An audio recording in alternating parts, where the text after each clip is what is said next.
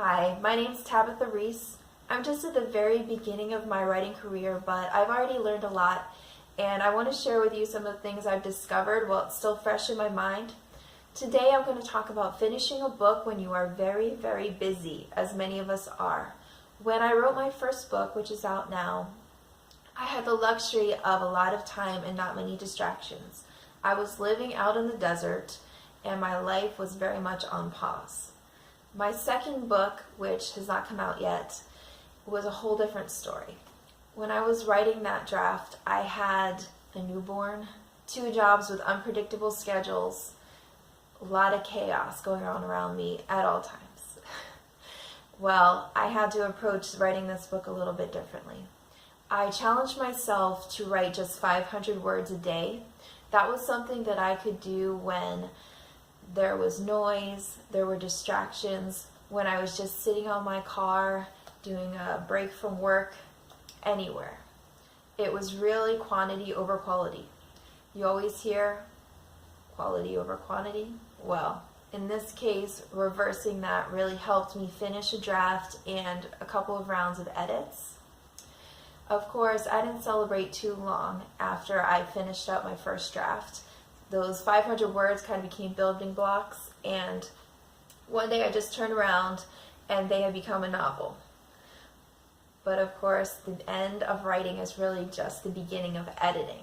And I found I could not edit in the same environment that I could write.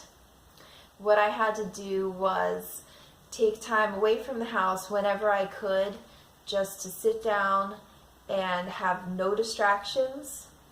Coffee shops, libraries worked for me, and I didn't have necessarily 2, 4, even 6 hours to devote to writing the way I did once when I was living very far from civilization.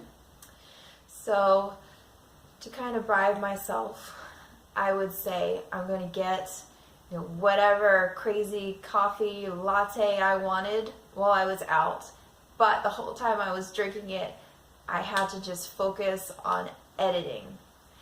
And a lot of times I'd finish that drink and I'd still have a little more time to go, but just giving myself the challenge and looking at that 1 cup of coffee and thinking, I need to concentrate for just this amount of time, helped me eventually have not just a draft, but an edited draft.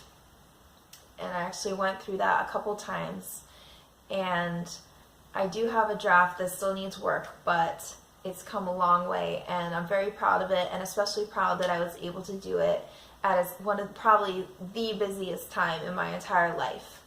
And the reason why I wanted to share that with you is because no matter how busy you are, there's always a way. Maybe you just have to go easy on yourself. That was what I found in my journey of writing my second book. Again, thank you for listening and visiting me here in my living room once again. I hope you have a wonderful day.